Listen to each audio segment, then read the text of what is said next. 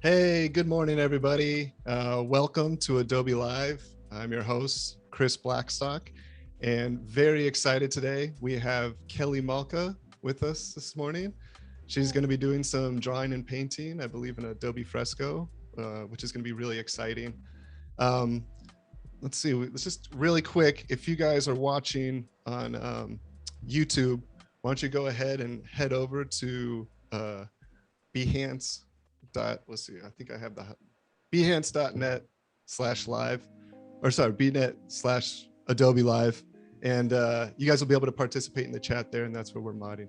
So yeah, very excited. If you guys missed the daily creative challenges, there's the replay with Voodoo Val every weekday at 9 a.m. Pacific. And yeah, let's see who we got in the chat over here. We got, looks like Cody Bear is going to be moderating again, which is very awesome. Hi, Cody. We got Ferry Utomo. Hello. General Kenobi. I think I've seen your name a few times, definitely. Viola O. Laura Staneva. Hello. And yeah, so Kelly, hi. Good morning. Hi. Good morning. Yeah, do you just want to go ahead and tell us a little about yourself and what we're going to be doing today? Sure. My name is Kelly Malka. I'm currently living in Los Angeles working as an illustrator, and I'm super excited about this because I've gotten to work with Adobe on a lot of cool things, and I really love to work on things that have a cause or some sort of action item that's, helps the world along as a partnership with Adobe. So this has been a really cool one. I've been working with Adobe and the Ocean Agency for the past few months, creating artwork, kind of highlighting the importance of ocean conservation and climate change and what we can do to be better citizens and protect our oceans and our sea life, because they're all connected. Definitely. And yeah, and just like highlighting the 7 principles of ocean literacy was kind of what the partnership included, highlighting those principles with different artists and our interpretation of them, and just creating artwork to highlight those important action items that we can all take in our everyday lives to make sure our ocean is protected. And if our ocean is protected, then our earth is protected, and then we're protected. So yeah, definitely. Long-winded. Yeah, no, I mean, that's amazing. I think if more of us were active and doing good with our art, it'd be a better place. So that's awesome. It sounds like a pretty exciting partnership too. Yeah. And right up your alley, obviously. Definitely, yeah. And so I'll be working on a piece that is inspired by that. And right now I just kind of have this, outline of what I want to do. And I'm kind of going to be doing this style of drawing where I just erase a layer. If anyone, I love that. It's almost like a scratch board. Yes. And then and then what I do underneath is that I will add another layer and do color. So today I'll just be doing the erasing, which will be drawing, but yeah, so just to get the process going. Yeah. Cool. Yeah, it's a very interesting process. It's almost like you're creating the negative space. Yeah, I tend to draw like this. It almost,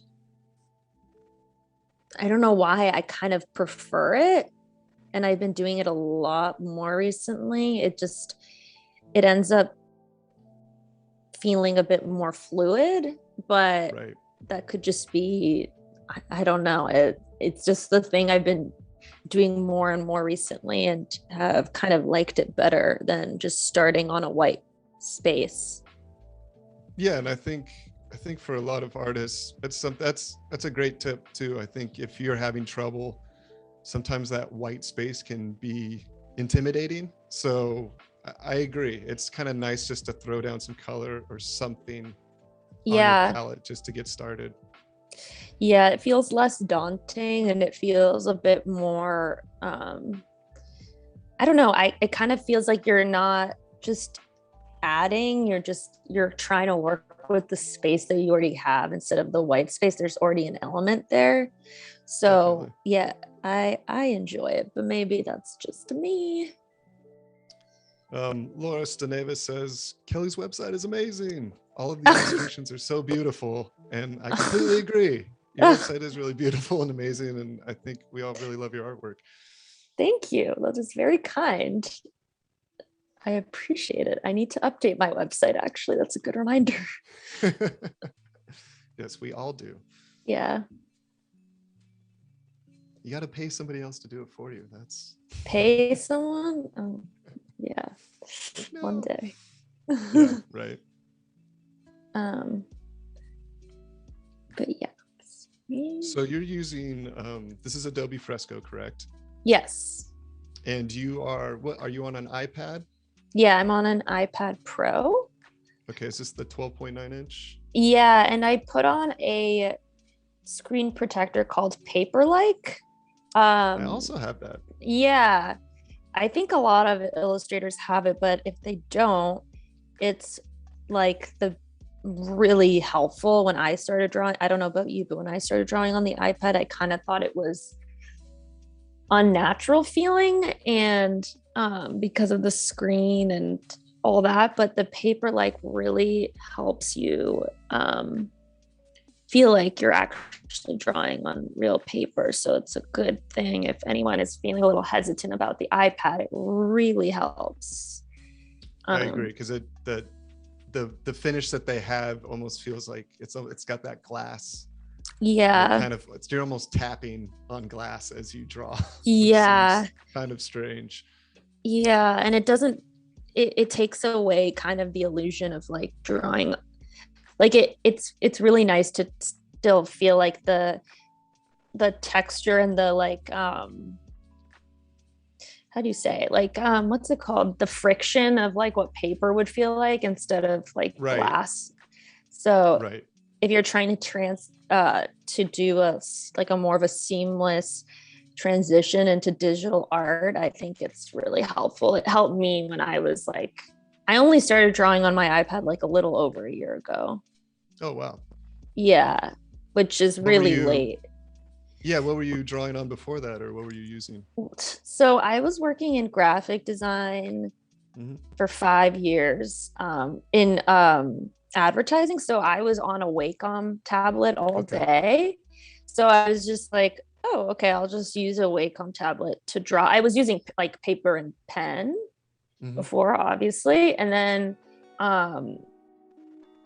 my boss is like, what are you doing? You need to get an iPad. And I was like, nah, it's okay. I don't need more things in my house. Like, I don't need to buy anything. And then I went on a trip and didn't want to pack my computer and a tablet and all that, but I wanted to still draw. And I finally got an iPad from this coworker, and I like fell in love with it and was like, I can't believe it's taken me this long to try, but it's really like changed, I feel like, how I draw, and like just accessibility wise, like how much like you don't need much, you just need your pencil and the iPad and you can bring it anywhere. Right. It almost feels like your own sketchbook, digital sketchbook. Yeah, and like as much as I love pen and paper, you need kind of a lot. At least I did. I would bring like a bag of different pens and like my notebook and all that, and if something ran out, I would get like okay, I have to go get new ones. And so it's just really nice to have this just like one all-in-one thing that you can just bring with you anywhere. At least, yeah. So it's definitely like changed how I approach illustration. And then you have like programs like Adobe Fresco that have the cool, like really cool textures and blending. Like you can basically, it looks like you're painting, which is like a whole new world of a whole new way to draw in general that you can't just do anywhere. So I don't know, it's been very cool to kind of have this as like a resurgence of drawing and, you know, a new way to look at it. So would you say Fresco's has it kind of invigorated you, or kind of it has made the drawing a little more enjoyable, especially because it's all digital? I know sometimes it can be hard for some artists to transition. Yeah. I think honestly, I think it's made it way more enjoyable, just because as someone, if you're like on the go a lot and if you have to do stuff for clients a lot, it's just much easier to make changes and to experiment, and mistakes can be easily fixed. So yeah, it definitely has. And you can add a new layer and try a new thing and duplicate, and you can't do that with, you know, paper and pen, which of course will always be like a special way to draw, but it's just helped me be able to experiment in an easier way. Yeah. And what brush are you using right now, or is this? I'm using just like the hard round variable brush. I tend to like just for the outlines, I like to do pretty inky kind of, I prefer like a little bit of an inkier drawing. Right. And then I add texture later. Right. Just because I used to just draw with micron pen, so I think I'm still like in that. Oh, yeah. I like yeah, exactly. Like I like the inky feeling still. So I think this is just me transitioning from that. I'm assuming you had a giant bag of used. Yes, exactly. And then they would dry up, and then I'd have to buy more. Yeah, you know the deal. Yeah, I had a friend that used those. That's like what he collected, was the dried up microns, and almost used it like a really stiff dry brush. Oh really? Oh my god. He was, yeah. You could always find them. Somebody was running out of ink on their microns. Oh my god. Yeah, I probably spent hundreds on microns a year at one point. Oh yeah. Just burning through them. So can you tell us a little bit about this piece and kind of what you're sketching, or what kind of story is here? I kind of want, so here you have this girl floating, and I kind of wanted to do something where you see like a person surrounded by the beauty of the ocean and kind of how we're all connected. And so just like one of the principles is that like we're all connected to the ocean at all times, no matter what. It provides like 70% of the oxygen that we breathe. It provides us drinking water and jobs and food. So I kind of wanted to show a like really detailed like overview of like a person interacting with this sea life, and and just showing a lot of detail. Obviously right now it's, you know, in the process, but I will be hopefully adding tons of detail as we go. Yeah. And so when you were building this, were you basically working on your main compositional elements first, and then this kind of allows you to build the detail around that? Or are you going to be adding bigger shapes as you go? How do you... I'll be adding bigger shapes as I go. I kind of like with this erasing kind of technique, it allows me to just I kind of want to fill the whole space. So sometimes what I do, like even right now, I'm like basing all of these lines on the bigger shape, and then maybe like when I add another big shape, that's kind of what I kind of improvise, like zoom in, zoom out, zoom in, zoom out Mm-hmm. to make sure it feels balanced. But yeah, so I'll probably be adding some bigger shapes as I go. I kind of want everything to feel like it fits like a puzzle piece. Mm-hmm. Right. Yeah, I can kind of see that. It's you know the spacing that you want, and you can kind of create that with the lines as you move Yeah. in and out. Yeah. Which I know sometimes looks dizzying as I'm zooming in and out, but it helps me kind of see, like, even there just has the like, it just fits, which is what I like to do. Yeah. Clever Devlin says, I like the zoom in for control rather than for the view. And I Yeah. totally understand that. I mean, it's especially with digital tools, you kind of have to find that sweet spot with control. Mm-hmm. Yeah.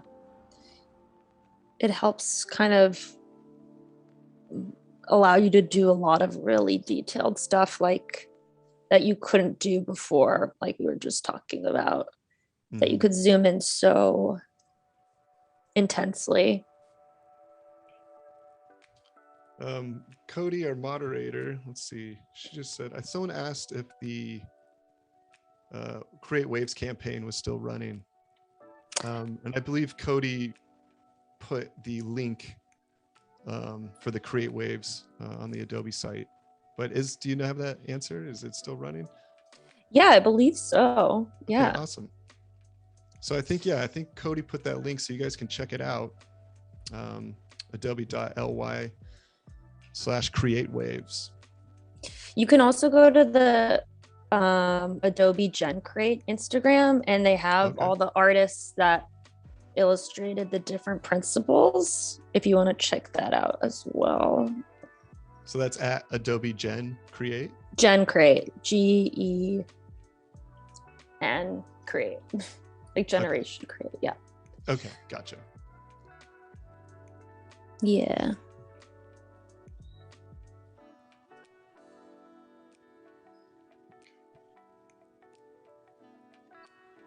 So Malini Rao asked, how is Fresco different from Adobe Illustrator?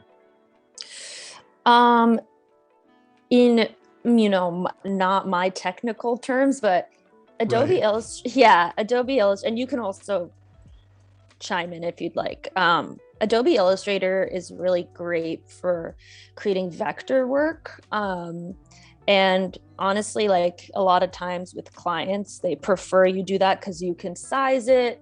Like, you can make a huge billboard and none of the information will be lost. However, in Photoshop and Fresco, you can never achieve the same amount of freedom of feeling like you're drawing, and using the textures and stuff that you can use in Adobe, in a Fresco or Photoshop, where you have the brush. There is like the blob brush, and Adobe Illustrator for iPad has really gotten better. But in terms of making, it feel like you're drawing still. But I don't know about you. I just prefer I prefer not drawing in vector just because maybe it feels more authentic to drawing, but it is a lot of times the way to go if you're making some sort of client work that they want to apply to a huge billboard or something, so you don't lose any of the information. But yeah, to me that's the main thing, is that it's a vector versus pixels. Yeah, I completely. And I think, like you said, Illustrator has come up with some brushes that kind of bridge that gap a little bit, but I think you're right. With Photoshop and Fresco, it just makes you feel like you're creating something that's not necessarily just on a screen. And I completely agree, because I draw on a Cintiq as well as the iPad, and it saved me. Yeah. I've done a lot of graphic work too, and it can sometimes really feel like you're just creating artwork on a computer instead of like you're painting or drawing. Yeah, Yeah, sometimes what I'll do too is I'll draw something in like Fresco or Photoshop, and then I'll live trace it in Adobe, which can in Adobe Illustrator, sorry, Mm-hmm, mm-hmm. and that's another technique you could use, but it has, live trace depending on your drawing's complexity can, turn out differently, but everyone has their kind of like ways they get around it, or ways that they kind of, get the vector kind of look or when they need it. That's definitely something I have to think about with certain clients if they want it to be. I'm sure you too, like we need a vector file instead of like a PSD or Right. They don't want that responsibility to yeah, somehow damage that file or have any kind of loss of quality. right. And like you said, it's easy to translate that to any format, especially if Yeah, you're going to print or print. blowing it up very large.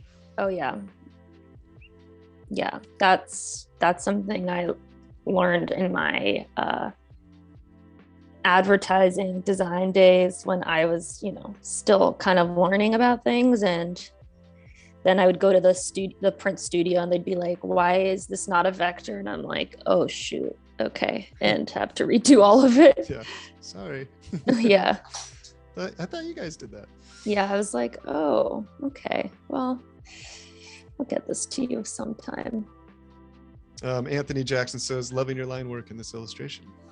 Thank you. I agree. Are you keeping it the same Yeah. size as you're Yeah. working? And is it on? It just has like a taper on it a little bit. Yeah, like it does. Yeah. Okay. That's just maybe it's just I don't try. I've tried different things, but I just like to keep it all the same. Mm-hmm. For like consistency, I think especially when you do an extremely detailed drawing, I think if it gets like, if you have one that's like at one point that's at, the brush is at a 20 thickness, and then another point where it's at a 10. Mm-hmm. It depends, but I kind of prefer the consistent look. I agree with that. It can sometimes it can almost look more digital when you switch up those brushes, because normally, like if you were creating a silk screen or something and you're doing all the blacks, you're probably going to be using one tool for that. Yes. Which is almost what you're doing. It feels like it's like you're creating that layer that you'd be printing, and so. Yeah, I think it's also like you said, it's probably like, a version of how, because I'm used to drawing on paper and pen, and I'm just kind of transferring a lot of what I felt from that to my digital work for when I, transferred over almost, a year and a half ago. Mm-hmm. And yeah. Let's see.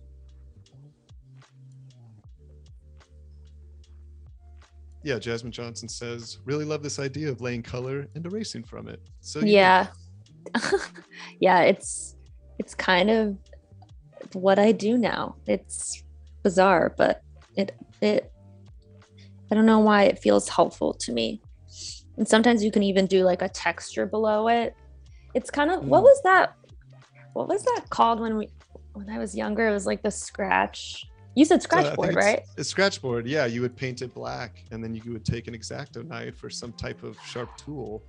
But even when we were like, when we were kids, there was the ones that like were rainbow underneath. It was like a film. Yeah. Yes, those were very awesome. Right.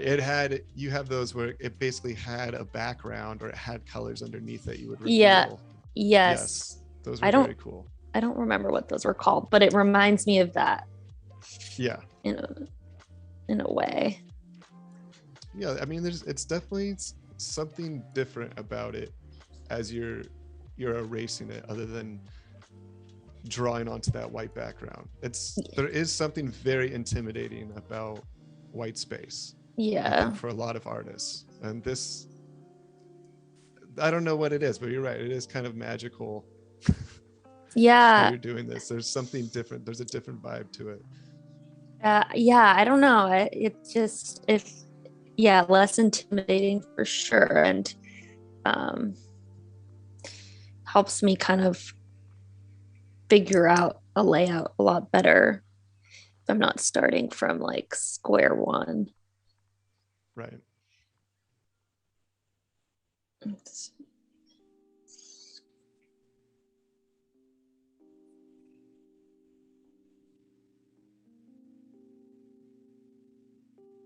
So do you have an idea of what sea creatures you're going to be using, or are you going from reference? Is this just kind of using simple design shapes from your head? Um, well, this is honestly all for my head at the moment. Hmm. Because I've been working with Ocean Agency, I've been looking at a lot of different sea references, um, and kind of memorized a few in my brain of what to draw. So I'm just kind of doing it from my head. A lot of times I was looking at a lot of references and not, this might sound minimalistic, but a lot of fish look the same. Um, and it's more so the color that differentiates them. Obviously, the shapes, there are some amazing shaped fish and Right. sea life. It was more so like the shapes, like what was different was the like tail and the fins. Right. um Again, not to, someone might kill me when I say that because there's so many different kinds of Like, fish, but fish are so different, and you just they are they generalized all fish. they are, but just when you're illustrating in like a simple way, they're not that Yes. different. But Right. obviously there are many kinds of fish. um so I, you know, was playing a lot with color and line work instead of like shape, and Hmm. also size. um so that was the main way. And now that I've done a lot of work with them, I've in like have like a repertoire of different sea life that I can draw in my brain. Hmm. um and yeah, if anyone has a fish they want me to draw, I'll try. Yeah, and I think it looks like you're probably going to have a lot of fish in this illustration. You probably don't want to have too many different ones because it kind of Yeah, distracts from the design itself. yeah, I like will repeat a lot of the same fish. I usually have like Hmm. one or two big fish, like, you know, a great, like a whale or a shark or something, and then I'll do little ones throughout. And yeah, trying to make the composition, because it does get busy, Right. which is the point in a way for what I do a lot of times. But um I do want to keep it balanced, even if it's going to be busy.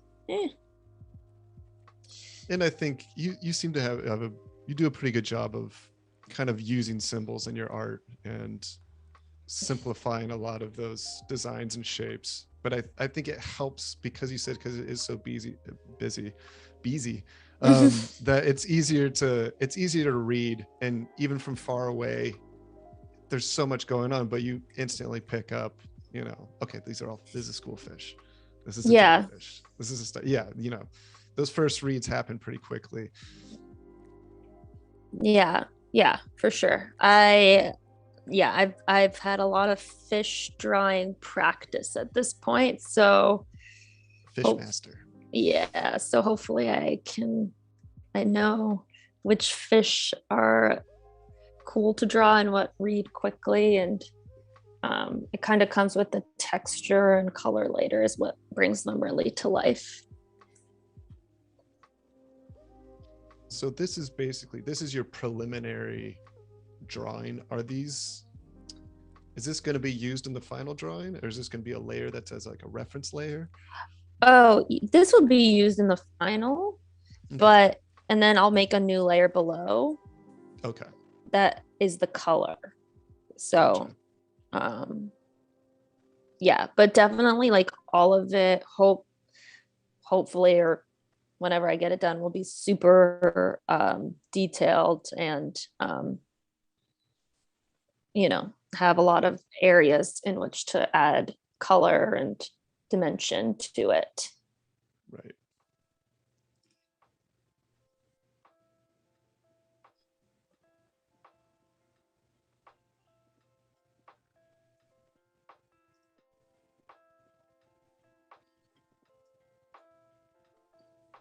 It looks like people are talking about some anglerfish in the chat.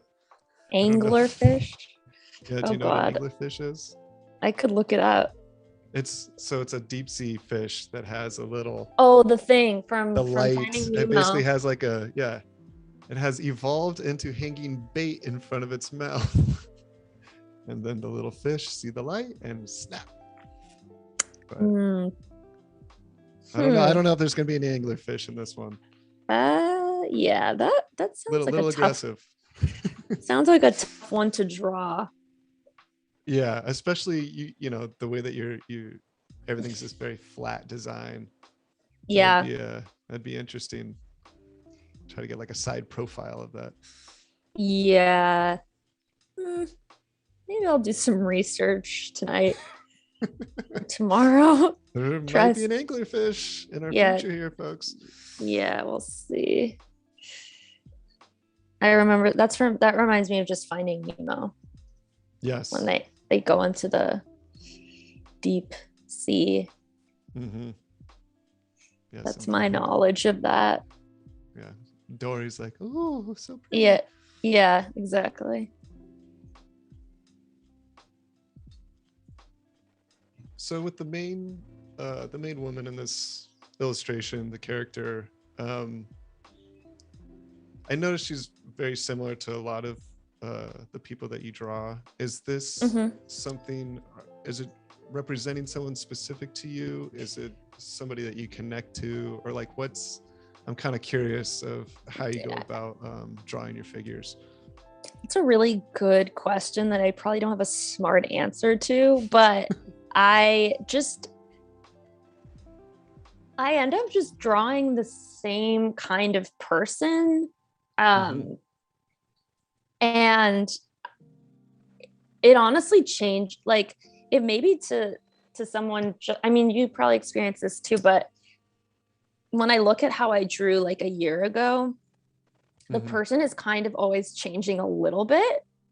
So it's always this like same kind of, it's almost like a template of a person that I do. And then she's kind of changes a little bit with every kind, like few years or, so there's no like meaning behind it. It's probably like a comfort zone kind of thing. Right. And even when I draw like, for a project that I'll be drawing like a specific person, it's always ends up being based on that one figure. I mean, I feel like a lot of people have that and it's just the style of how they draw. But I don't have any like, who knows, maybe there's some sort of connection and I don't have that accessible in my consciousness, but it's possible. But I've always loved drawing like people, specifically women. I used to want to be a fashion designer, which I laugh at now. When I was younger, I went to school for it for a year, and then I always was drawing like the same one person. So, but just different clothes. So it's kind of evolved from that. Yeah, they're like, that's not going to work for us. Yeah, no. I'm making all the clothes for the one person. I know. I was just kind of, oh God. Yeah, no. I realized quickly that I was like, oh, I don't like drawing clothes. I just like drawing people. And that was quite a realization. But yeah. Yeah, I think I love how peaceful she is. Yeah. Kind of just floating in the ocean. I know the ocean it means different things for a lot of people, but it is kind of important making sure that people have that connection to it, especially in a piece like this. And there can be scary things in it, right? Just like anything, but the ocean really is an amazing, beautiful place. Yeah. And we have one of the ocean literacy principles is that 90% of the ocean is unexplored. And Right. yeah, just when I think about that, I'm like, holy, like we're living on a planet where like 90% of, you know, like what, well, sorry, something that covers so much of the planet, we don't know 90% about it, which is just crazy. Right. There's so much to learn about it. But yeah, and also I I know you live in Pasadena. I grew up in LA, Mm-hmm. and just always having access to the ocean, I feel like I didn't have, you know, a huge appreciation for that until I moved away and Right. realized how lucky I was to have it like if I wanted to see the ocean, I had it like very accessible to me. Yeah. So I've always felt pretty connected to the ocean, and um, I feel really lucky to be able to see it and access it whenever I want. Yeah, But there's yeah, nothing quite like just staring out into the horizon line, on the shore. It's a pretty yeah, powerful visual. yeah. But I agree. I mean, yeah, growing up near the ocean is pretty awesome. I lived in the Bay for 11 years, Mm, in San Francisco and Oakland. So that was even more so because, in Pasadena, you're kind of a little more towards the foothills. yeah, But I don't know if I could live anywhere that wasn't, within like an yeah, hour drive of the ocean. yeah. No, I can't. I have to live on like not without sounding too obnoxious. I have to live like on a coast. Mm-hmm. Um, and I mean, I feel really. I always think about how I feel really lucky that I grew up in California, and I didn't realize until I went to college that it was very lucky that I grew up around so much nature and the ocean.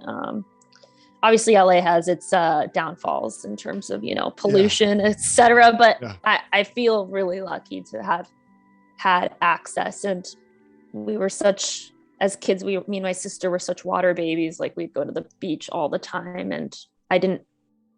I think I just didn't think like, oh, like not everyone has this privilege to go to the ocean and grab sand crabs and stuff. And Right. it was, I don't know, I have like a deep love and appreciation for the ocean and the beach and all that. Um, and yeah, and my family is from Morocco and France. So whenever I visit them as well, it's just, I'm like, oh, okay, like we're like generations obsessed with the Yeah. ocean. Um, That's where some really beautiful beaches. oh, I know. That's, oh my gosh. I'm going to be going to France for a month on Thursday Mm, um to see awesome. family. I haven't seen them in many months, and I'm so excited. We're going to be mainly where my family lives in Montpellier, which is south, Mm-hmm. and gonna get to see the ocean, and they have just gorgeous ocean and fish, and I'm so excited. Not That's to brag. pretty. Yeah. Well, yeah. No, of course not. We will go Sorry. there. Can you just like FaceTime all of us? Yeah, it's Um. just gonna be great. Yeah. Does it get pretty? I think it gets pretty warm there Yeah, around now. I mean, I know it's been getting it's hotter over there. yeah. But I Speaking know of, yeah, especially south of France and Morocco. yeah. It. I'm not going to Morocco. My family's going to come to France from there, Oh, okay. Cool. especially with COVID. It's not Morocco's not doing so hot, but Okay. um, yeah. The like, just the beaches in France are just beautiful, and Mm-hmm. it's such a culture there to go to the beach and relax. And I mean Europeans and French people, like my cousins, are just like all about going to the beach all the time and just enjoying life and all that. Right. um Right. and they have such gorgeous beaches. I would too. um Yeah. Easy to so live here. yeah, so I'm definitely getting pretty excited to be near the ocean again.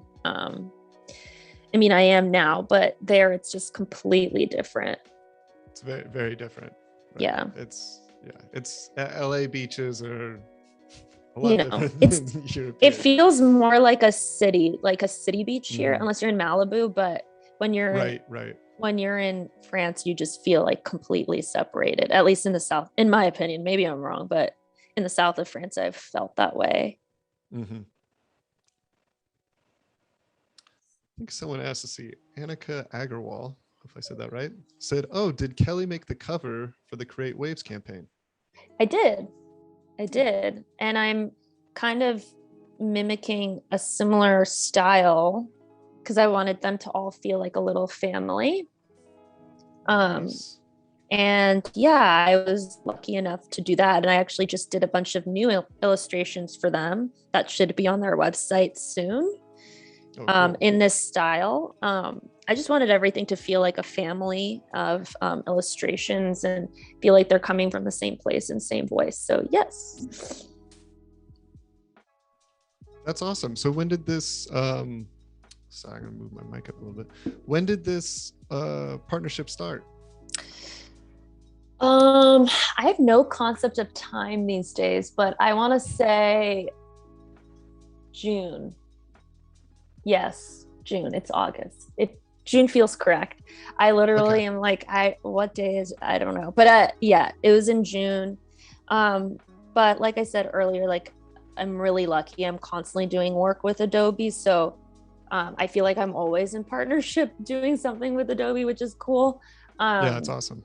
Yeah, and they have so many amazing programs that I'm not just saying this, like that do art for good and art for cause. So yeah, I've been working on this specific one since I think about June is when it first came out. Okay. And did you know about them beforehand, or is this something that you kind of just found out The Ocean about? Agency? Mm-hmm. I did not know about them beforehand. And it's interesting because the man who started it worked in advertising, and the reason why he started it was like, he's like, who's advertising for the ocean? And he's like, we're going to be basically like it was an interesting approach because again, I worked in advertising for so long. He was like, our client is the ocean, and that's how they approach everything, which I thought was really cool and interesting. That's and like, pretty awesome. yeah, so that's how they approach all the work they do, is like, okay, if our client is the ocean, how do we best serve our client? Right. And so yeah, which I thought was cool.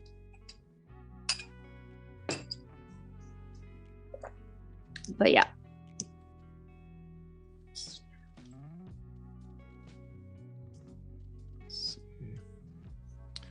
I just want to remind everybody as well, if you're watching on YouTube, if you guys can go ahead and jump over to b.net/Adobe Live. You guys can watch us here, and you can contribute in the chat, and we can see you and talk with you, and you can ask Kelly any questions you guys want, and hopefully we can answer those for you. And we're working on this is the Adobe Fresco is the program that Kelly's working with. And Kelly, did you just want to refresh us on what this is for? Yeah. I'm making a piece for a partnership between Adobe and the Ocean Agency. And I'll do a little zoom out. I've been lucky enough to be working with them about, working with them on creating artwork that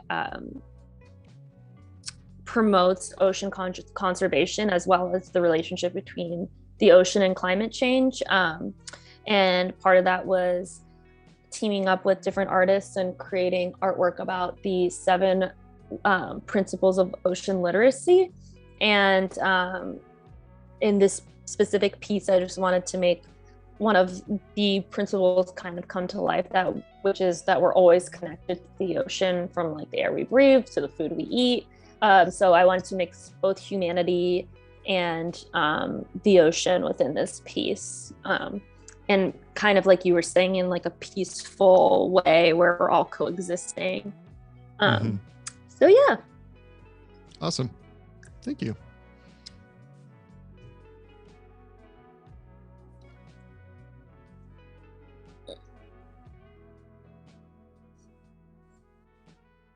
Let's see.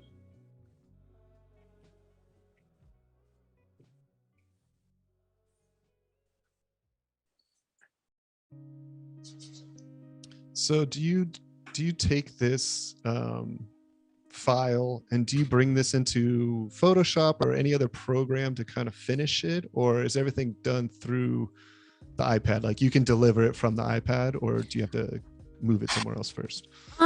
Typically I will transfer things to my computer to not to color it, or I usually finish the actual artwork, but let's say I'm doing like a layout or a poster or something, I usually like to bring it into InDesign to like lay out things and make sure it's all, you know, usually if you have like a mechanical or something like that, again, like a little bit maybe technical, boring, but sometimes you have to deliver files in a certain way, as I'm sure you know, with, you know, crop marks and bleeds and all that. So sometimes I'll bring things into InDesign, especially too if I'm presenting to a client. I like to have it laid out in presentation form. So sometimes I'll just bring it in, not to even do anything creative, but to just have it in a way that's easily digestible for a client to see, or to just have for myself laid out if I have like 3 options or something. So yeah, that's basically what I do. Is that something you learned in your graphic design days? I mean, I know that's usually you kind of want to deliver everything as a package for the client. Yeah, I definitely carry a lot of my advertising years into my freelance work, which has actually been, I think, very helpful because I, you know, learned how to present to clients in a way that was, you know, easily digestible instead of sending like loose JPEGs in an email. I think it's helpful to have it in a PDF, especially if you're trying to get feedback so they could go, okay, page 3 was XYZ. And I've just learned some ways to, you know, kind of, you know, I feel like I just really learned how to work with clients when I was in advertising, and very thankful for that. Even, you know, as an illustrator, even though it feels very different in a lot of ways, I'm using like so many of the tools that I gained while being a designer in advertising. Yeah, I think professionalism goes a long way in the art world. And I mean, I can't tell you how many amazing artists I met that were not the easiest people to work with, or just didn't have the tools to make the process smooth. So yeah, I think for everybody watching this, it's definitely spend some time on presentation and figure out the best way to deliver your artwork to clients or anybody that would be interested. Even, I mean, that goes for your portfolio as well. Yeah, I think having a presentation template that you can send, I have like a standard template that I use and that I designed in InDesign, and you obviously can you have master slides and all that. So there's just so many ways to like make it even easy for you, that like it's not that hard. If you have one client and then you have to change it, you just save it as a different one and change the master slide, you know. So I've noticed it's gone a long way for me, especially in the feedback phase. So if anyone is like starting to do art as a business, like it will go a really long way for your client and you, instead of having a lot of back and forth. It'll help everyone, at least from my experience, it has. Yeah, no, I completely, because in a lot of your clients and people, most of them are not artists. or, Mm-hmm. how often do they look at artwork or kind of know how to speak about it? Or so I think you're right, making it as easy as possible and as digestible as possible for them. It makes the feedback process a lot easier and smoother. Yeah, for everyone. And also, like, again, I'm getting into nitty gritty, but like titling everything. So being like, this is the version with the pink background, or this is so your client knows the difference between each version. Because Right. sometimes if you think there's a change that looks really big to you, it might not look that different to a client. Is like you said, when like not everyone's an artist or an illustrator. So to me, if I'm like, oh, I changed this font here, and they're like, okay, wait, what's the difference between version 2 and 3? It's like, well, obviously it's that I did this. And it's like, no, it's not always obvious to someone. Right. So just making sure that you have a clear, you have like a title plus an explanation of why this is different from page 1 or 2. I think I don't know, that's helpful. I think it's helped me. Yeah, I think that's definitely, I mean, I've definitely had situations where the clients have used the wrong artwork, like the Oh, wrong version. oh You're just like, God. I sent you the new Yeah. version, the email. It's just like, Yeah. uh, and it happens. I did a lot of work in the music industry, and things move very fast. And Yeah. so I learned, I made many mistakes. And it's true. It's just as the easier you make it, the easier it's going to be for everybody involved. Yeah, for sure. I agree.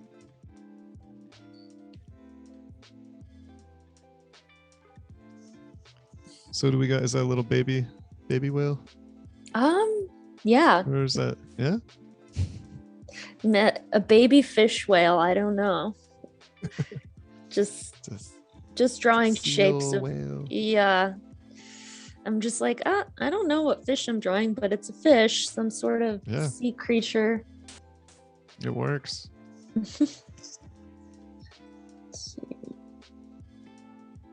So yeah, this is a very organic process for you. Yeah. I mean, which is really cool. I think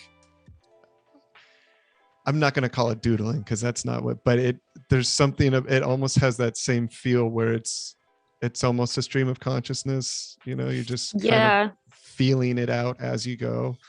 Yeah, it is very nice to draw like this. And I don't always get to draw like this. So when I do, it's very loose and fun. And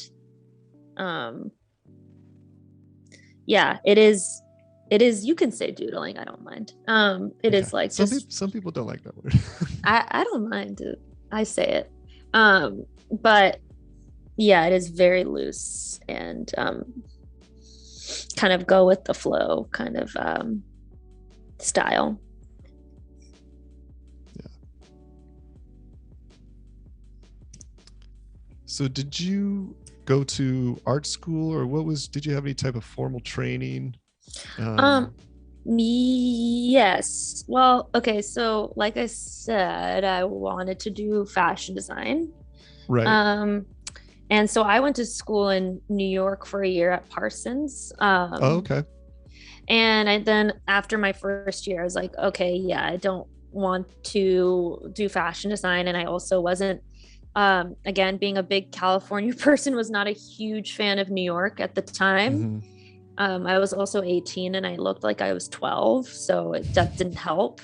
And so I left and applied to USC, got into the art school, Roski, and I was a little bit lost as to what I was going to do. So I just did design as my major. So I didn't really study art. I studied graphic design, but I was always like I had been drawing since I was younger and my whole life essentially. And I always thought, okay, well, I'm probably not going to do illustration as a job, but it'll always be like a fun hobby of mine.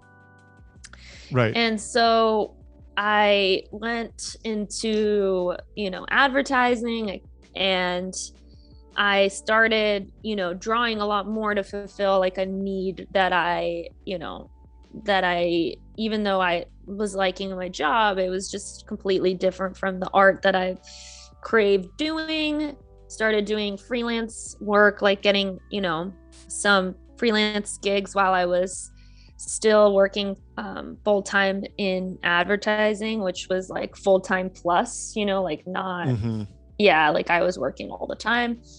And then it got to a point where I was basically a freelance illustrator and a full time designer in advertising, and it just became kind of unsustainable. And I never thought in a million years that I'd be able to quit my job and become an illustrator, and I did it. And that was a little over a year ago now. That's awesome. So it's been really cool. It's a little scary, but because I'm more of like I'm not a huge risk taker in that way. But it's been extremely rewarding to get to focus on projects that involve art, and kind of like I get to choose these projects that are really powerful, and not just making like ads that are a little less like, for lack of a better word, meaningful Right. and personal. So it's been cool. So not really, to answer your question, no, I wasn't really formally educated in art. It was mainly design. Right. But I think they both have really informed each other in a way. So yeah.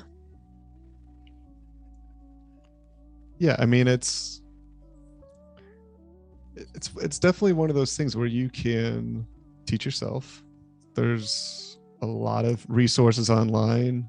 There's just the networking that you create. You learn so much from your peers and students. But yeah, I mean, if you're doing graphic design, marketing, advertising, you're trying to figure out what the message is. You're trying to figure out what the core of the work is. There's a lot of, the process is very similar in some ways. I think you're right. The application is very different, but you kind of learn a lot of the same rules that you could apply. But yeah, I think I like the way that you work, and there is almost like a naivete to it, even though it has extremely strong graphic design elements, and you can tell that you're a very skilled designer. So I kind of like that juxtaposition in your work. Yeah, thank you. I also feel like with illustration and design, like something that personally not frustrated me, but I had trouble with, was you were never you were always had to use the voice of the client, which you still have to do when you're an illustrator, but you have to throw away any style or any like, it can't look like you. Like, a lot of feedback when I was a designer, and I couldn't help it. They'd be like, this looks too much like you. It has to look like, X, like, not, it can't be coming from your voice. It has to be coming from the client's voice. And I was, I understood that feedback, but like, as an illustrator, you always want your voice in the piece. And I had to kind of compartmentalize that. And even in design, somehow, I don't know, I wasn't drawing or anything, but it would always kind of still look like it was coming from me, which could be good, but also in a lot of ways it was supposed to be, you have to have it coming from the client. So that was something I had to learn. And now it feels very freeing to get to be asked to do things in my own voice. Right. And for so long I had to kind of suppress it in my work. So it's been cool to get to do it my way, in a way. Yeah, complete. I totally understand that. Yeah. So. And I think it's motivating as well. I mean, when you're making the work, because you are representing yourself in a lot of ways. Feel like you have more motivation to really push it. Yeah. For sure. It's definitely been really fun to get to draw all day in my style and do things that way. Living the dream. Yeah, in a way, yeah. It's been great. Yeah, no, I've been doing freelance for a number of years now, and it can be really hard, but it's also very, very rewarding. Yeah, for sure. I still do get a little worried as a freelancer just because you kind of are doing your own thing, but that is part of what's very rewarding about it.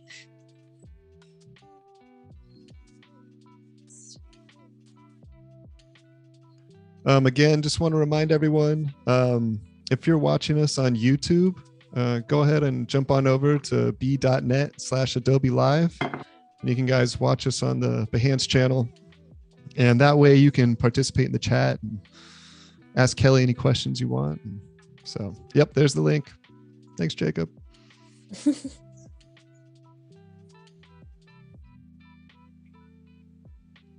Well, I'm so excited that we get to watch this process because it almost didn't happen. Oh God, yeah. We were so close.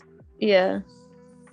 We had minor technical difficulties going into this. So I'm really, really, really happy that it all got worked out. Sorry. This is the first time I've seen it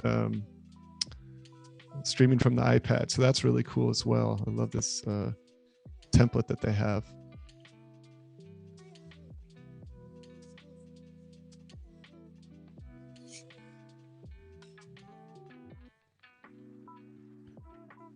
Are you going to be changing the colors of this? Do you kind of just choose? Is this like a deliberate choice to have this blue, this like kind of like dark gray blue? It was, but I do tend to change the color depending on how it finishes. I like to use a really dark contrast color. I didn't want to use black. Right. But obviously, like in the erasing, you want it to feel, you want to see the contrast between the colors. So I wanted to choose something dark, but still in a blue color. But depending on when I fill everything in, I'll probably know more so what color I want this to be and if it'll stay or, yeah. And what's our goal for end of day one? Do we have as far as we can get, or see as far as we can get detail wise? But yeah, it does usually take, a little bit of time because it is, you're filling a whole page. But I mean, that's the fun part is filling it. Now, are you going to have any big kind of shapes that aren't filled in, or is this going to be mostly filled in with line work and shape? I think it's going to be mostly filled in with line work and shape. If I can, I hope that looks good though. So you've got between streams to I know to get it going. I'll probably Oh, go ahead. No, I'll probably do a bit more I'll do more of the detail today and then a little bit tomorrow still, but hopefully tomorrow will be reserved mainly for coloring in. Yeah. No, that's when I'm working on something with the Adobe Live, it's always the in-between time where it's like, okay, what mistakes did I make? Yeah. What could I do that like could speed this up, or what do they want to see? What don't they want to see? I was like, I know it's a 2-day stream, but I'll have plenty to do with this one. Oh yeah. I tend to do really detailed stuff and it does take me a long time, but I kind of, since I'm really enjoying myself, I'm like, oh, it's fine. I don't mind. Like I'll fill in the whole page. It's fun for me. Yeah. In this style, it's almost meditative. Yeah, it is. It's like the brain's on, but it's kind of off. It's like this kind of Zen mode. Yeah. Really, I don't know what I'm doing right now. I need to get this tail to look normal. It's her third leg. Yeah, just bizarre tail. Okay, there we go. Yeah, and Barry Utomo says, this illustration gives me the Japanese vibes. oh, that is so nice. Thank you. I love Almost Japanese like a art. wood block print or something. Yeah. I actually looked at a lot of Japanese screen and silk screen prints of the ocean, like you know how they do the linework swirl. Right. I know there's a very specific name and I feel very ignorant not knowing the name, but I looked at a lot of that when I started drawing water and hair, and because I kind of use the same line work for hair and clothes and all that when I draw. I noticed that. But I love the way in Japanese artwork and traditional artwork, how they draw the like wave with like the same kind of line work and pressure, like that, like sorry, thickness. Right. And I definitely take inspiration from that for sure. Yeah, I'm just combing through some of your art on Instagram and definitely see a lot of that. Yeah. I mean, there is almost like a block print vibe. Like I could see these being, you know, carved out of the wood block, and that would be cool. Yeah, these are a lot of great work. Thank you.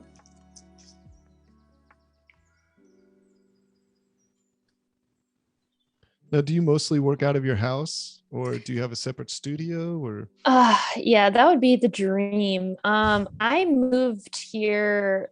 I moved to LA last year in March. Without, COVID started the week I moved here. So I was kind of planning on, doing coffee. I love going to coffee shops and parks and things like that. I love going to other places, but with COVID and everything, none of us could do normal stuff, but this is my room, but I do have a office desk area over there. I'm in my room because of the Ethernet cord, but yes, I do have a little office area in my living room that I use, that I kind of set up in a way with like a monitor, and it's a big table, and I like to kind of spread out and have a lot of space to do stuff.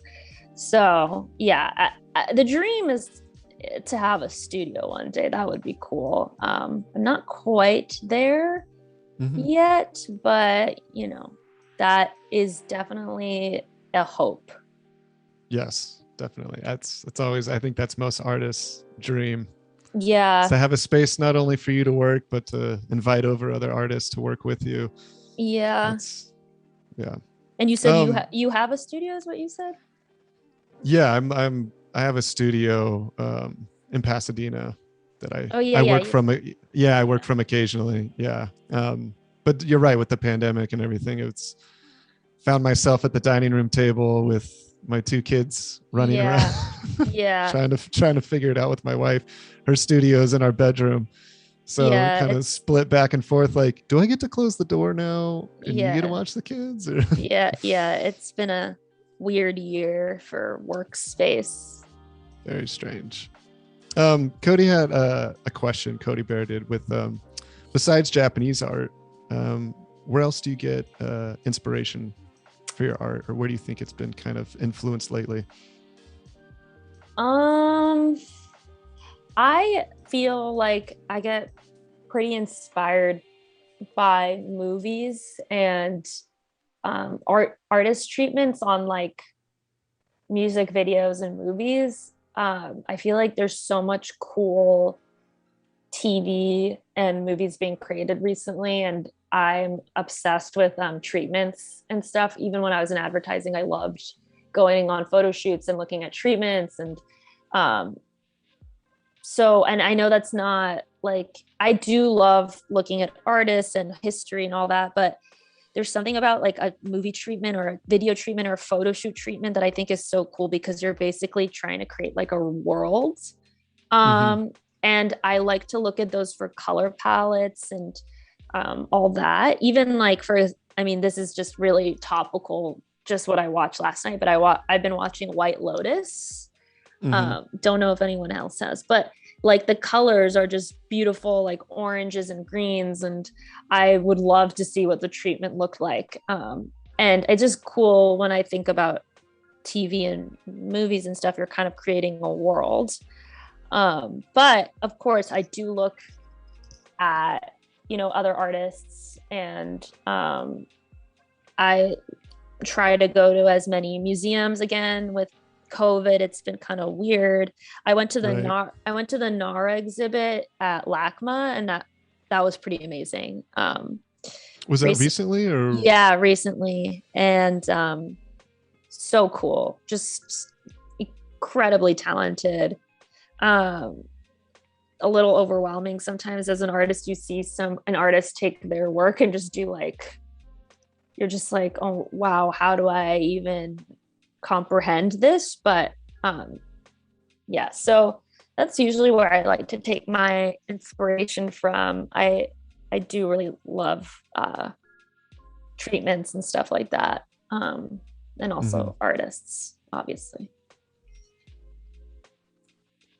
Yeah, I think very lucky in Los Angeles to have so many art museums and contemporary art museums.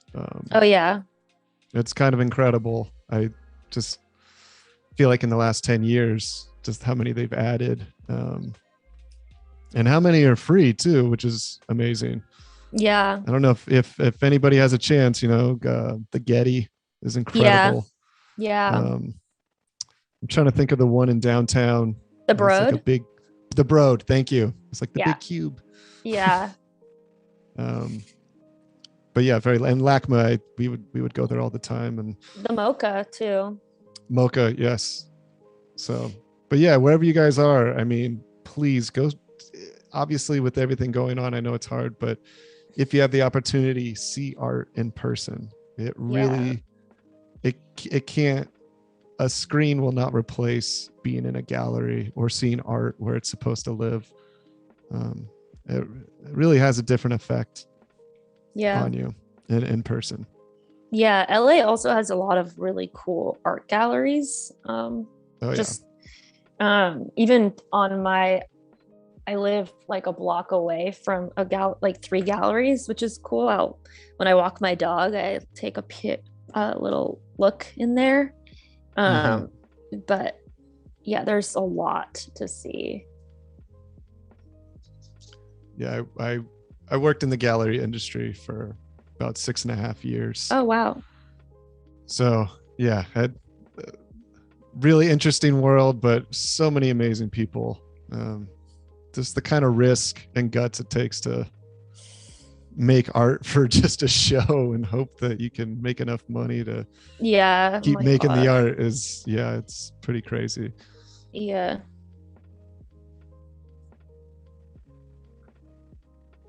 I think it's Vinicius Mafra said, "Hi Kelly, love this live." Thank you. And hi.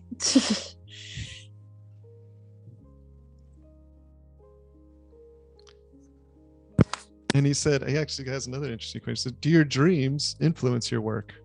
Your art gives me this vibe." Oh, um, you know what? A cool answer would be yes, but no. I have really realistic dreams where I wake up and I'm like, did that just like I'd have a dream about like going to work and like sitting. Like it was bizarre. It's not cool. I don't have cool dreams, honestly. I have like kind of stressful dreams where I wake up and like a confusion where I'm like, do I need to like recap this meeting I was in, or was that just a dream, or like it's bizarre. I can't explain. It's a little disorienting. So no, I'm sorry. I wish that I had a cool answer that I dream drawings, but I do not. I do come up with ideas when I have a really hard time sleeping, but I'll come up with what I'll do is I have like a notes app on my phone. And a lot of times when I'm like half awake, half asleep, I'll think of an idea for a drawing and I'll just write it in my notes app. And hopefully it's English the next day and I can, salvage the idea. But no, I don't dream in cool drawings. Wish I did. Sounds way cooler than my current dream situation. It's full of anxiety. Yeah, just like working I think, it out in the dream. Yeah, just like stress dreams, I guess. Oh yeah, I have plenty of those. Yeah. It's stressful because I truly wake up like confused, being like, did that happen? And then I have to check what like. Sometimes I need to call a friend right now. I've honestly had some very confusing moments where I'm like, that felt too real. I need to check on this.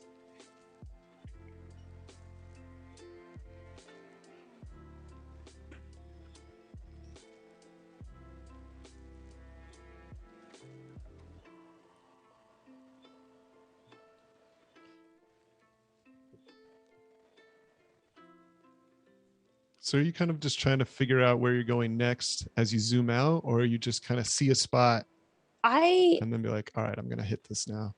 I zoom out to kind of be like, okay, what am I doing? Like, where is this going? Okay, cool. This is good. Right. And then I just like zoom back in and just.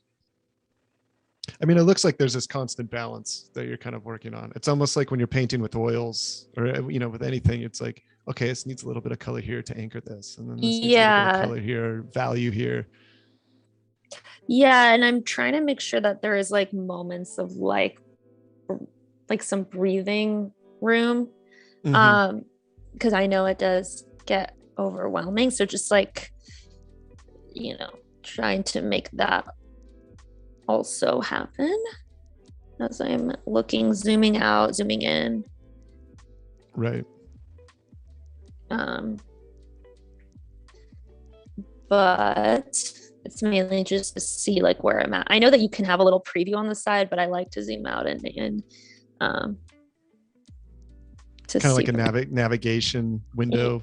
Yeah, but I usually like to just do it old school, I guess.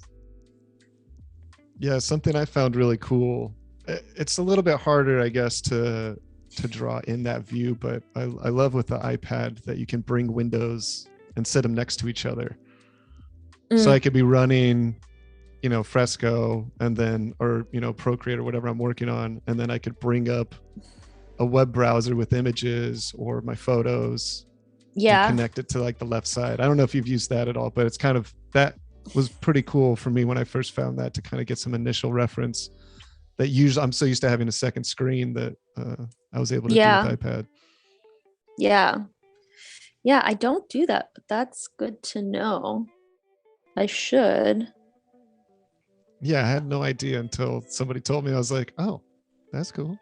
Yeah, I use my computer as like my second screen, but that makes more sense. Like I use my computer to just kind of like, I look at like an email or something as a like that if I need to do XYZ on something, or if I'm on Pinterest, I kind of just look on there. But that's probably a better way to do it, is the way you're doing it. Well, it definitely takes up your screen. So it's, if I'm in front of my computer, I'm definitely using my computer screen, because obviously it's nice having as big of workspace as possible. But yeah, if I'm usually away from that, it's kind of the only way that I can see having kind of like a second screen for when I need it. Yeah.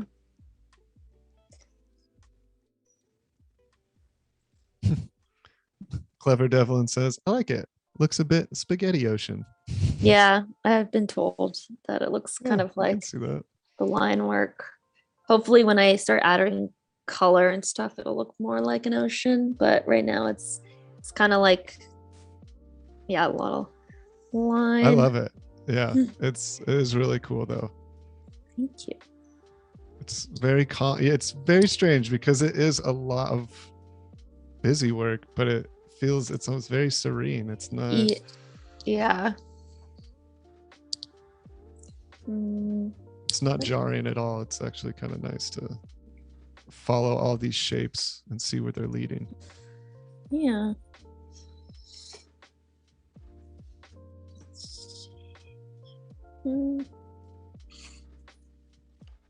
Now, is this the process that you've been mostly using for all of your work? Is this specifically for these projects that you've been doing it this way?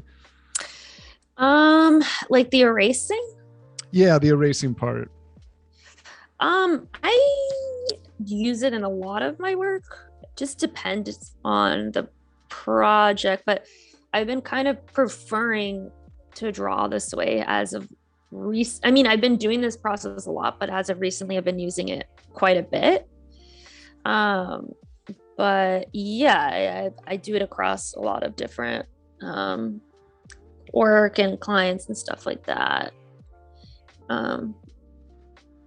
Yeah. Okay.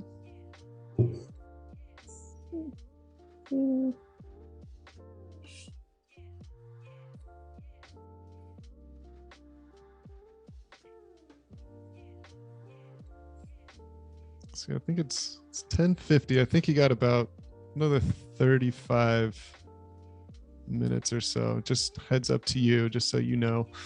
Okay.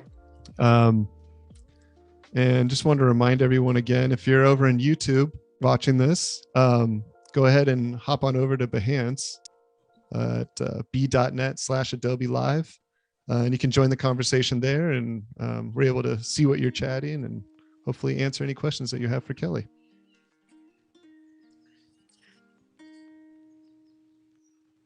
I don't know what that is. Remove that.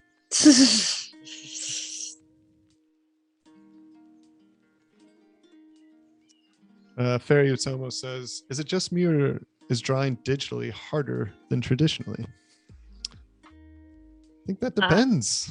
Yeah, you can answer that one. Yeah, I think it depends on the person. I think it depends on if you started traditionally or if digital kind of became your tool of choice. I've noticed that it's working digitally was harder at first because I was so used to drawing with pencil and charcoal. And so kind of learning how that line works and the pressure and drawing on a screen instead of a piece of paper or a canvas.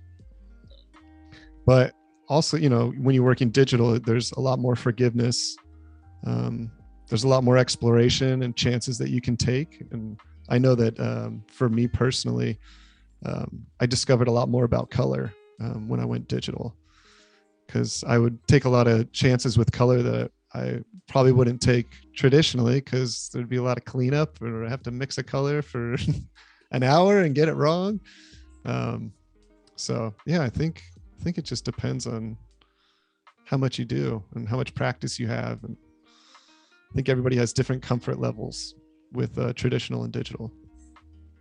Yeah, I agree. I mean, I personally think it's kind of not, I don't know if the word is easier, but less limiting. I actually had this conversation with someone like the other night where I was just like, when you have paper, like we were talking about earlier, like paper and pencil, like there's nothing like it. But for it, if you want to explore and be like completely and not precious, I find digital to be really freeing in terms of like, if you screw up or you want to try something, it's not like, you know, you're wasting, you just duplicate a layer or try something new, instead of when you're actually drawing on like pen and paper, like it's very precious and you don't want to screw it up, and you don't like, you're a little bit more hesitant to take, like you said, take a risk. Right. So I think it's just like a hump you get over once you just really practice a lot. And then you kind of like learn to be, you know, you kind of, it just takes, you know, practice, I feel like, with digital. Mm-hmm. Yeah, there's definitely a comfort level you kind of get to. Because I even noticed, even when I switch programs or exploring a new program, there's going to be that time, you know, there's going to be those times or moments where you don't really get what's going on or how a brush works, or you're still kind of trying to figure out all these tools, especially with any of these programs, Photoshop or Fresco. There's so many tools. There's so many ways to go about something. It's always good I always find it good to kind of limit yourself at first and really just kind of learn the basics before jumping into a million different brushes or, and just get comfortable with it. And then you can kind of start really exploring, because it can be overwhelming, I know, for a lot of people.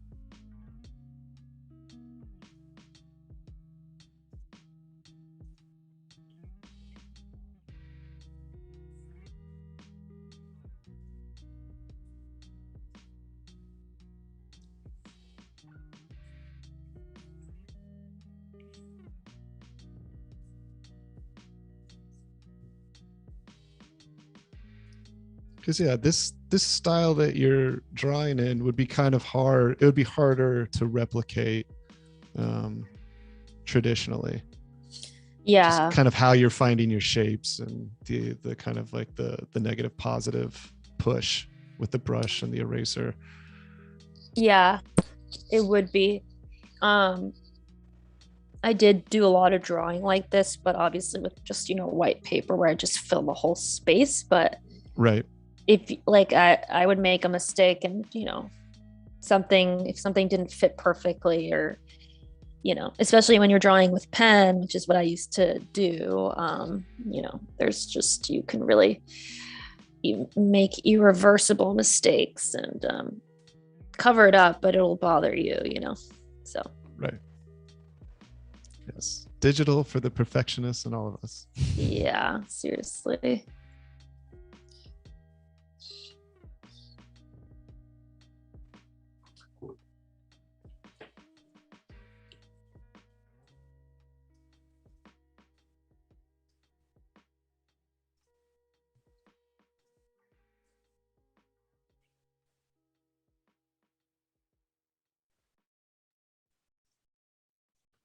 So you said you went, you started doing full-time freelance, would you say a couple of years ago or just this past? No, since March of last year. Since March of last year. Yeah. So, but I was always doing freelance. Well, not always, but I was drawing for fun, forever. But I made like an Instagram account when I was in advertising. I made like an art one, and I was sharing, work that I was doing when I had pockets of free time. And that's how I kind of started getting freelance clients. And then I was like, oh, great, I get to do this on the side. And then it kind of turned into like having 2 full-time jobs, which was tough. Right. Especially if anyone has worked in advertising knows that like it's not just, it's like full-time plus another, it's like full-time times 10. So I was like really not able to have any balance. So yeah, so it's been a little bit over a year now, and it's been wonderful to focus on this work. Yeah, and it's kind of, I guess it kind of lined up with everything that happened in the world. And was that part of that choice? Did that kind of push you with, or was that already happening and then it's like, oh well, yeah, I guess this is what I'm doing? I quit my job in January of last year. Okay.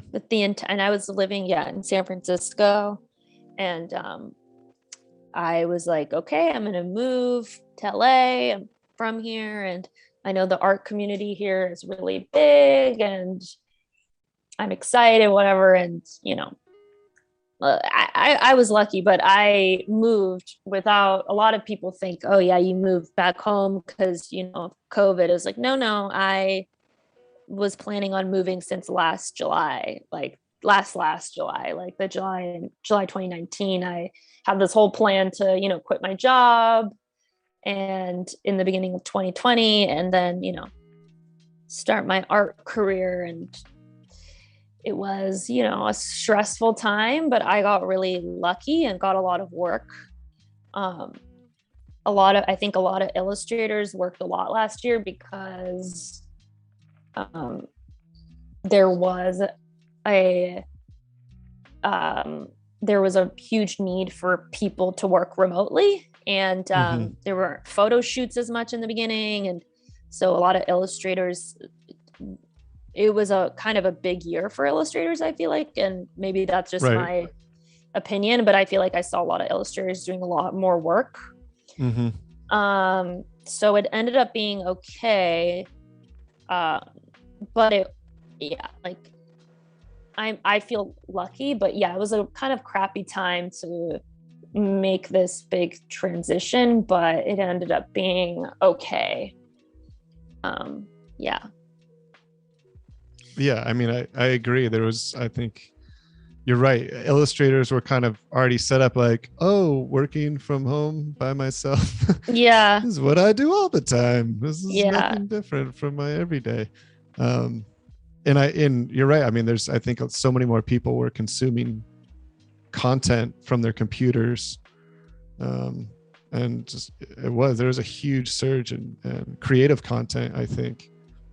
And a lot of that was, like you were saying, coming from visual artists. Because you don't need actors, you don't need sound studios, you don't need photo shoots, you don't need anything to kind of set it up. You just you have the artist and their palette and their craft kind of making these things work. So it was very interesting. Yeah, I had specific clients be like, or people reach out and be like, hey, we were supposed to do a shoot for this, but we can't anymore, if you could help draw it. And so I think a lot of illustrators were being tapped in, which I think, obviously, was a small silver lining for illustrators last year. But I hope that it showed people like the power of illustration and what a good resource it is to, but that's just my like theory about last year, but it could be incorrect. No, it felt that way. We'll go with feelings on this one. Yeah. I also feel like with a lot of, things that were going on, like with Black Lives Matter and any like social cause, like, healthcare, the election, a lot of illustrators were creating easily digestible information online, and those were being passed around a lot of designers and illustrators, and I thought that was really cool too, like how art was helping people make informed choices and learn things where they might maybe like a user, obviously I don't think Instagram is the place to learn, but not always, but it was, if someone is not like a huge consumer of the news, or it's good that it's there and it's available for people easily. Definitely. So that was cool to see as well.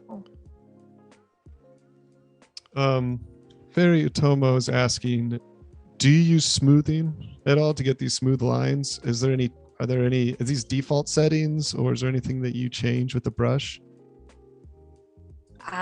No, I don't. I liked this hard round variable specifically because it naturally just smooths. So no, I haven't really changed any variables on this brush. Most of the brushes on Fresco, at least in my experience, have been pretty smooth. I know you can, if you want, you can do some smoothing and shape dynamics here, but I feel I like found the brush that I like and I just use it. Yeah. For lack of a more interesting answer, but yeah, no, I just keep it the same. Yeah, no, it's Cody Bear says smoothing is my best friend. Yeah, that's how I was on Photoshop for years. Is I wanted everything to look like a silk screen. Yeah. I was working digitally but didn't want things to look digital, and was just using the hard round brush. Yeah. Default settings, like that's Yeah.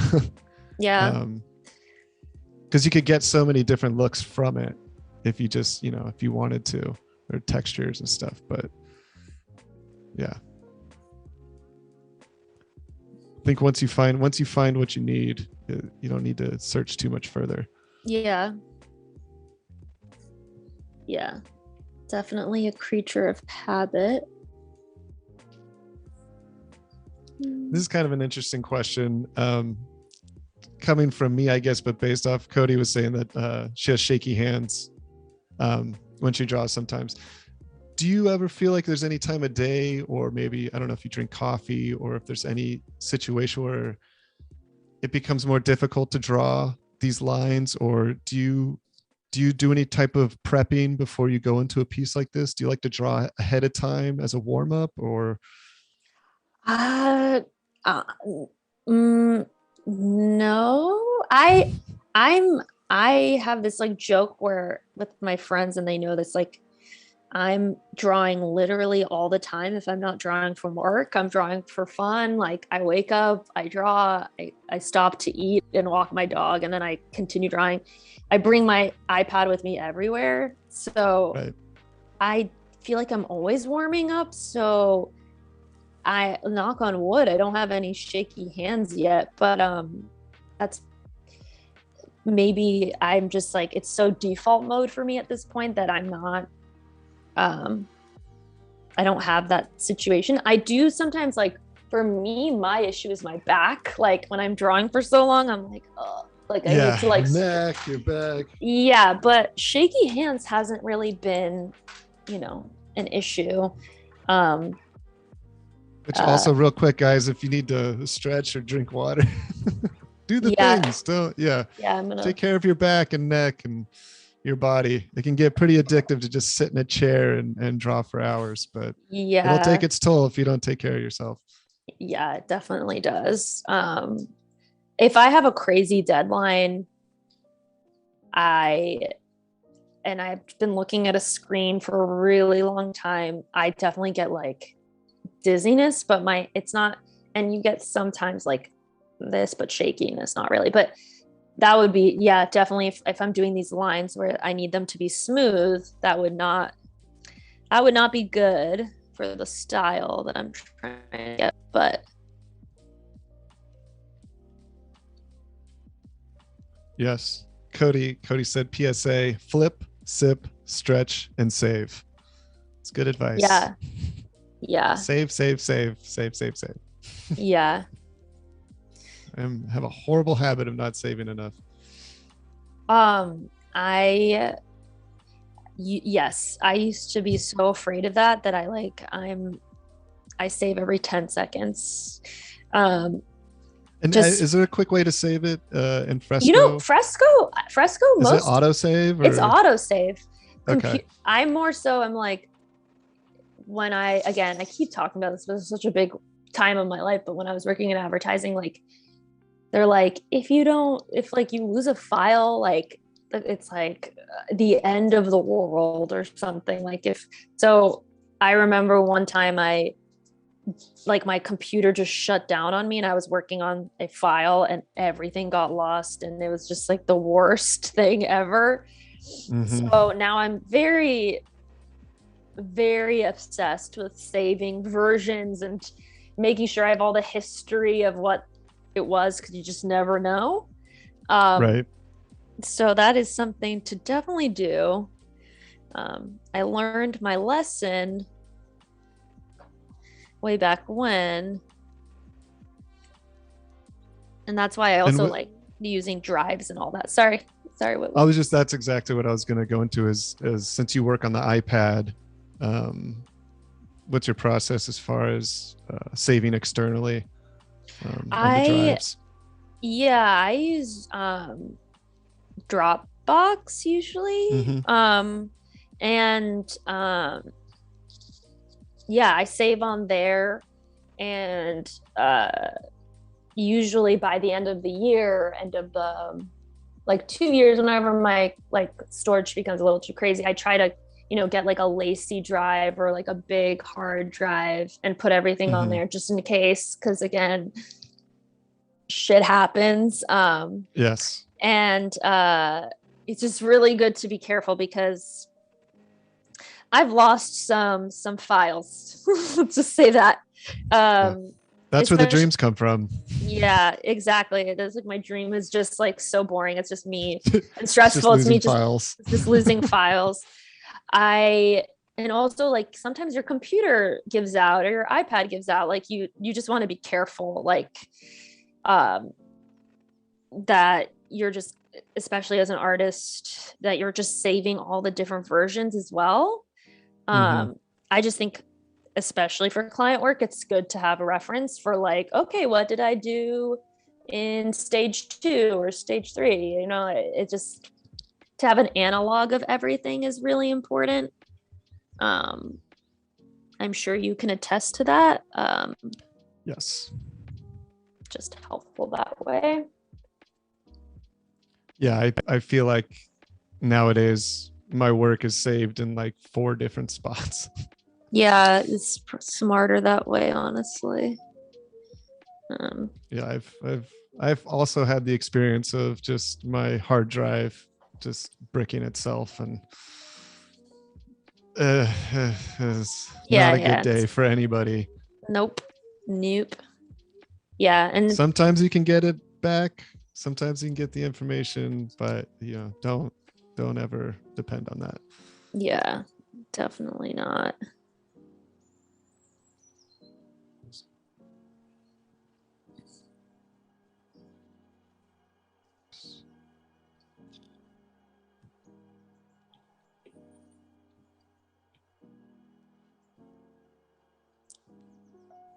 Do you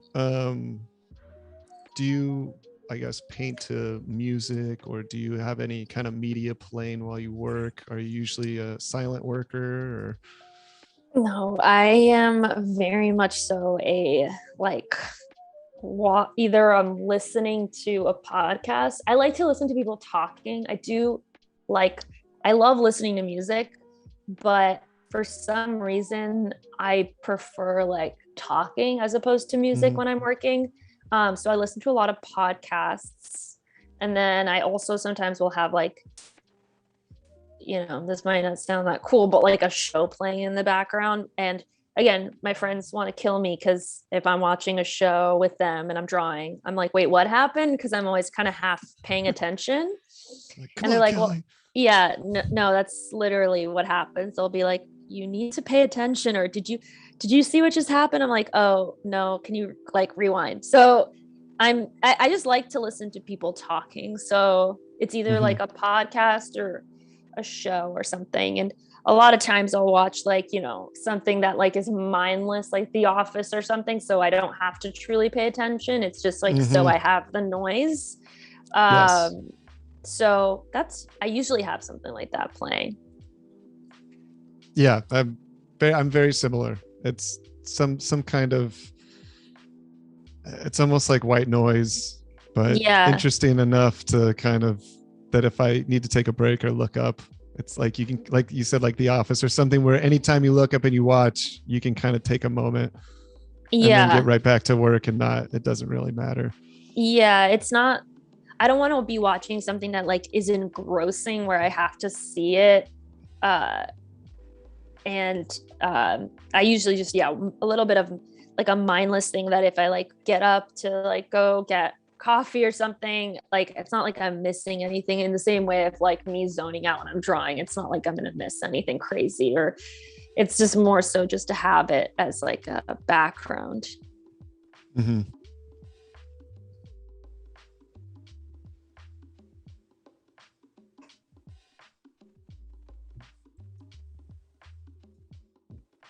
So what size are you working at? Do you use any kind of default sizes that are with Fresco, or do you have a custom size that you usually like to work in?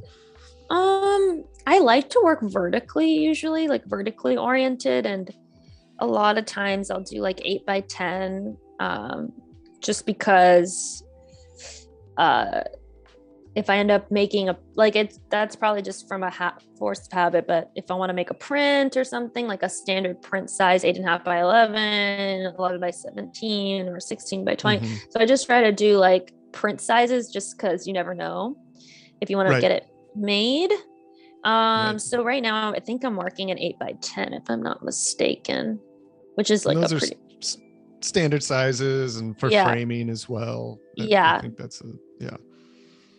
And also, for digital sharing, I think 8 by 10 works a lot on most platforms, for sharing and all that. Yeah, it's a good question. Do you ever keep in mind like, oh, okay, I'm making this artwork, but let's say I'm doing a poster, but it's also gonna be shared through Instagram or any of these others where they kind of have stricter uh, display platforms. Do you ever think about that as you design it, or is that just something that, like you said, kind of having a general 8 by 10, it's like the chunk of your subject matter is going to be in the middle anyway, so you can crop it? Or do you make a new set of art specifically Um, for? yeah, it depends. Let's say if it's like a print first illustration, I'll focus making sure that it works print primarily. And then if I'm going to share it online, I adjust to that. But I prefer not to like crop or like I usually, like, again, especially since I do like pretty busy, full of detail illustrations, I don't want to really crop it if it like all fits together like a piece. Mm-hmm. So it depends. Usually, like, most work I do either is like digital first or print first, so I'll have an Mm-hmm. idea. But yeah, again, that's kind of a loose answer, but like depends on the objective of the piece. Right. But I try to make sure that I'm able to not lose any of the information of the drawing. Sometimes when I've had to extend backgrounds, I'll even add more drawing instead of cropping. I prefer to do that because I don't like losing the information of the drawing. Right. You'd rather add to it than Yeah, just kind of have that extra. yeah. So yeah. Cool. Well, I'd say we have about, let's see, it's 11:17, so a little less than 15 minutes. Okay. Just a heads up, we're with Kelly Malka, and she's doing an illustration for Ocean. Is it Create Waves, right? Yeah, Ocean With Agency. Ocean Agency. Uh-huh. And again, if you are on YouTube, switch on over to b.net/Adobe Live, and you can participate in the chat. And if you don't catch us today, or if you're just coming at the tail end, we'll be doing this tomorrow too. So come on over to b.net/Adobe Live so you guys can participate in the chat. Ask Kelly any burning questions that you have about her artwork.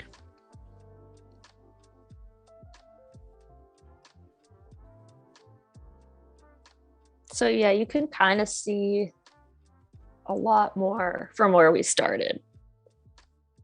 Yes. So it's kind of like we're getting there. Looks like madness as I'm doing it, but it feels balanced. I don't think anytime you've pulled out, it felt like something was already being overworked on one side. It's you have a very balanced process still. Yeah. Try to do that. Yeah, intentionally or unintentionally. So I think that's a good sign. Yeah, Cody Bear posted the Create Waves campaign link if you guys want to check it out.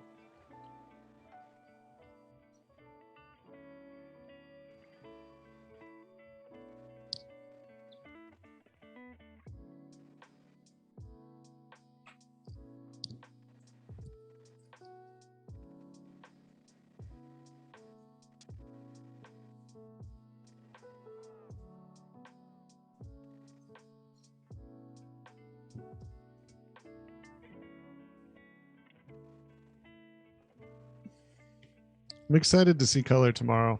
I know Yeah.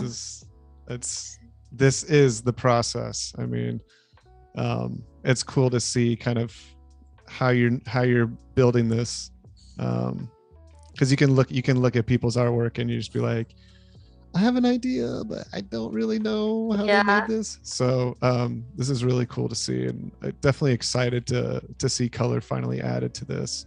Yeah, that'll definitely bring it more to life. And do you usually add? Oh, sorry. Go ahead. No, please. I was just saying, when you do add textures, is it always underneath, or do you do like an overall texture that you integrate it all, or? It depends. Sometimes I'll do like a bit of texture on the first layer, but I try not to make it too competitive because I do like it looking like a screen, kind of inky. So it just depends. I'll probably play around. I probably don't even know what I'm gonna, like, I have a plan, but when you color things in, you just kind of see what works and what doesn't. Right. It kind of informs each other as you're working. Yeah. So like I have an idea in my brain, kind of like how I had an idea for this, but you kind of never know until you just get started. So we'll see what I end up doing. Especially like with, when you're drawing something like the ocean, you really can play with so many colors and textures and all that. So we shall see what happens when I get into that. Was there, I guess it'll be last real questions here. Was there a sketching process before this happened? Did you do any type of sketching ahead of time, or is this kind of you just kind of went at it? In addition to where I started? Right. Like when you showed us where you had when we started the stream, when you were laying out the woman and the whale, was there any kind of preliminary sketching process on a different file, or was it kind of just? No, just okay. That's usually how I'm not really a sketch person. I'm like a figure. I have an idea in my brain. I usually send out like a template or like a skeleton of what I'll do, and then add to it. So usually like I'll have the composition and the idea, and kind of like what I was saying earlier about with clients, like if that's not that, usually what I'll do is I'll send like what I sent in the beginning, and I'll explain in like a little blurb what I imagine, just because like for me sketch, like I'm not really, there's not really sketching. It's like adding detail, I guess, to the skeleton. So yeah, I don't really sketch, but sometimes the first drawing I do ends up being a sketch, and then I'll restart it or something, but it's not intentional. It's just because I'm like, oh, I don't like this, I need to start over. Or I'll do a lot of like duplicating the layer and then trying different stuff on it, because maybe I liked some of it, but there's something weird, so I'll erase half of it, and then right, just kind of gives you okay, yeah, just kind of gives you more options as you're moving forward. Yeah. Anyway, so this is basically where I'm at this moment. Okay. Yeah, tell us kind of where you're at and what your plan is for day 2. Where I'm at, I am basically 30% done with all the details at the moment. Gonna be adding some more waves and fish and detail, and hopefully tomorrow I'll be doing a little bit more detail, but mainly focusing on the color and texture and creating a pretty palette for this. And awesome. That's awesome. Well, yeah, we're here with Kelly Malka, and super excited. We're getting towards the end of our stream here, but we'll be coming back day 2, and we'll go ahead and finish up this awesome illustration for ocean waves. Um, let's see. We're back tomorrow at 9:30 a.m. Pacific for part 2, and stick around for the Illustrator Daily Creative Challenge replays with Claudie, immediately followed by Adobe Live Game Show with Voodoo Val. Thank you so much, everybody, for being here with us. Really excited for tomorrow. It was really nice hanging out with you, Kelly. Yeah, you too. Thank you. All right. Awesome. And thanks everybody in the chat too.